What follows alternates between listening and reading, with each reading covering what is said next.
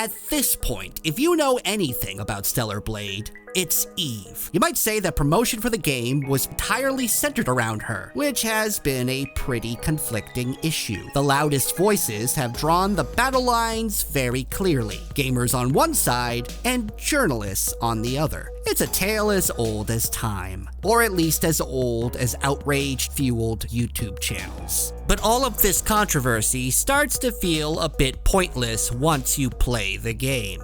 We've all had our eyes on Stellar Blade ever since it was revealed under its original name, Project Eve, and that was in part because of the protagonist herself. Eve has a cool design that is reminiscent of characters like Bayonetta, Rain, Juliet Starling, and most notably, Nier Automata's 2B. But she quickly became a beacon in the culture war, which made it pretty embarrassing to be excited for Stellar Blade. There was a feeling that evil, sneaky games journalists would trash the game because Eve was too sexy. But the reality is, she's not really that sexy. The problem is that there's no commitment to anything around Eve in Stellar Blade, who is too passive and is barely acknowledged by the world that she exists in. It's true that if they had gone in the extreme other direction and made Eve only care about looking and being attractive, that would get criticized too. But there's a middle ground that developer Shift Up doesn't even dip its toes into. In the game, Eve can wear an array of costumes, including skin-tight leather, a bikini, a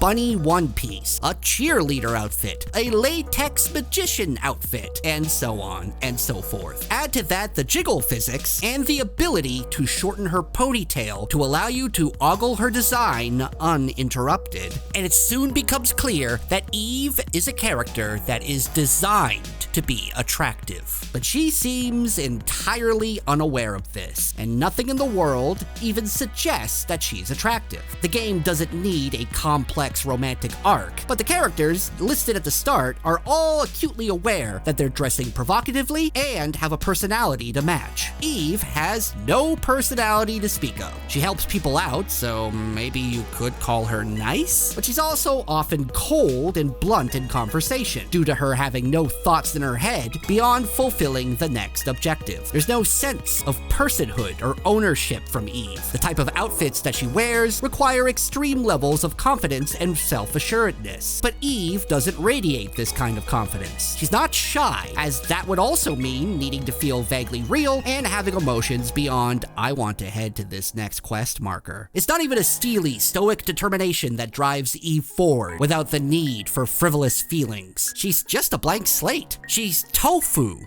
in a bikini. Character writing is often a weaker aspect of video games, especially those built around set pieces more than narrative developments. But here, not only do all of the other characters fail to steal the spotlight from Eve to mitigate her bland personality, thanks to all the hoopla, Eve had also been elevated to a higher status before a thumbstick had ever even been flicked. She has been built up way too much, and her design could have been iconic if she was up to the task of filling her own shoes. Those who want Eve to be pretty and have revealing outfits will have their wish granted by Stellar Blade. And there are enough outfits that offer enough of a tease that many will be satisfied. But Eve is not the icon many of us thought she could be or wanted her to be. And while some may still parade Eve as a victory against wokeness, the fact is gaming would be very boring if everyone was like Eve. It all proves that if you want hot female characters in your video games, you need to give them a personality and see them as people first.